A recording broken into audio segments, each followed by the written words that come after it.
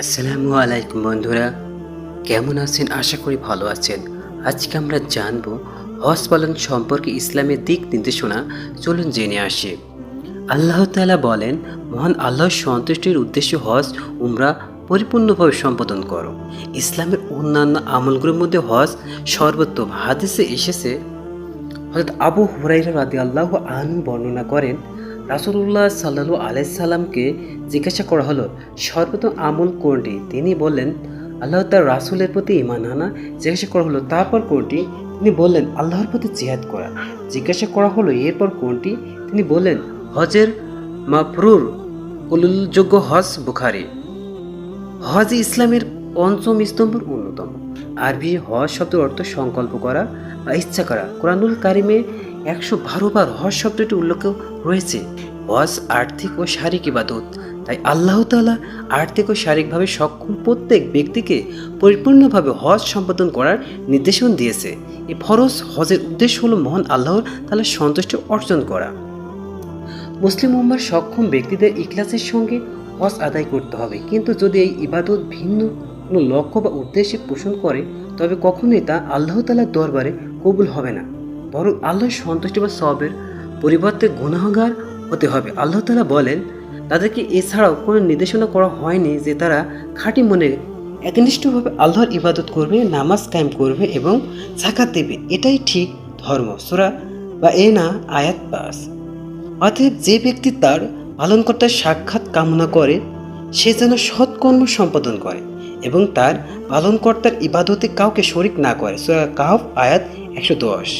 পক্ষান্তর রাসূলুল্লাহ সাল্লাল্লাহু আলাইহি সাল্লাম উত্তম একনিষ্ঠভাবে আল্লাহর সন্তুষ্টির জন্য হজ সম্পাদনকারীকে গুনাহ থেকে ক্ষমা পাওয়ার সুসংবাদ দিয়েছেন। এভাবে রাসূলুল্লাহ সাল্লাল্লাহু আলাইহি সাল্লাম বলেছেন, কোনো লোক যদি হজ করে এবং তাতে কোনো রকম অশ্লীল ও অন্যায় আচরণ করে, তাহলে তার আগের গুনাহসমূহ ক্ষমা করে দেওয়া হয়। তিরমিজি।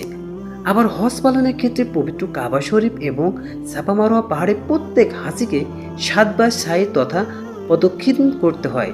তার ঐতিহাসিক ওই দুই পাহাড় তা প্রদর্শন সম্পর্কে আল্লাহ তাআলা বলেন, নিঃসন্দেহে সাফা মারওয়া আল্লাহ তাআলার নির্দেশনাগুলোর অন্যতম। সুতরাং যারা কাবা ঘরে হজ ও উমরা পালন করে, তাদের পক্ষে এই দুটিতে কাবা শরীফ ও সাফা মারওয়া পাহাড় প্রদর্শিত করাতে কোনো দোষ নেই।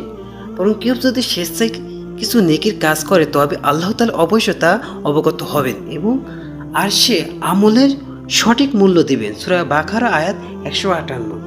হজের অন্যান্য কাজগুলো ছাড়া হজের সময় হজ সম্পাদনকারী ব্যক্তিকে নানান কার্যাবলী সম্পন্ন করতে হয়। তাহলে 1 ইহরাম বাঁধা, 2 তালবিয়া পাঠ করা, বাংলা উচ্চারণ অর্থসহ তালবিয়া, লাব্বাইক আল্লাহুম্মা লাব্বাইক, লাব্বাইক লা শারিকা লাকা লাব্বাইক, ইন্নাল হামদা ওয়া মিনাকা লাকা ওয়াল মুলকা লা শারিকা লাক। তালবিয়া অর্থ, আমি হাজির হে আল্লাহ, আমি উপস্থিত আপনার ডাকে সাড়া দিতে, আমি হাজির আপনার কোনো অংশীদার নেই। নিঃসন্দেহে সমস্ত প্রশংসা সম্পদ জারি আপনার এবং একগুচ্ছ অধিপত্য আপনার, আপনার কোনো অংশীদার নেই। পাথর নিক্ষেপ করা, মাথা মুন্ডু করা আর এসবের মধ্যে সর্বোত্তম আমল হচ্ছে তালবিয়া তথা লাব্বাইক আল্লাহুম্মা লাব্বাইক, লাব্বাইক লা শারিকা লাকা লাব্বাইক পাঠ করা। হাদিসে এসেছে, আবু বকর রাদিয়াল্লাহু আনহু বর্ণনা করেন, রাসূলুল্লাহ সাল্লাল্লাহু আলাইহি সাল্লামের কাছে জিজ্ঞাসা করা হলো, কোন কাজটি সর্বোত্তম?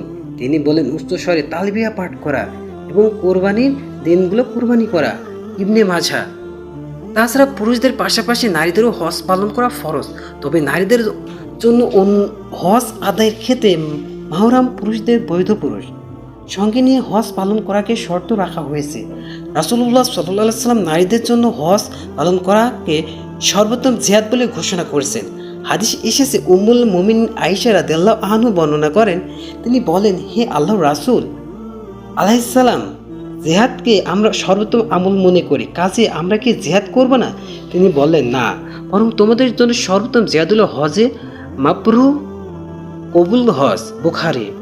হজের সম্পর্কে এভাবে পবিত্র কোরআন ও সুন্নায় নির্দেশনা দেওয়া হয়েছে। সুতরাং আল্লাহর দরবারে হজকে গ্রহণীয়, আখিরাতের জীবনকে দিক নির্দেশনা দেওয়া হয়েছে। সুতরাং আল্লাহ দরবারে হজকে গ্রহণীয়, আখিরাতের জীবনকে সফল ও জান্নাতের সব নিয়ামত ও কিয়ামতের হিসাব সহজ করতে সামর্থ্যবানদের উচিত একনিষ্ঠ নিয়তে আল্লাহর সন্তুষ্টির উদ্দেশ্যে কোরআন সুন্নাহ দিক নির্দেশনা অনুযায়ী হজ করা।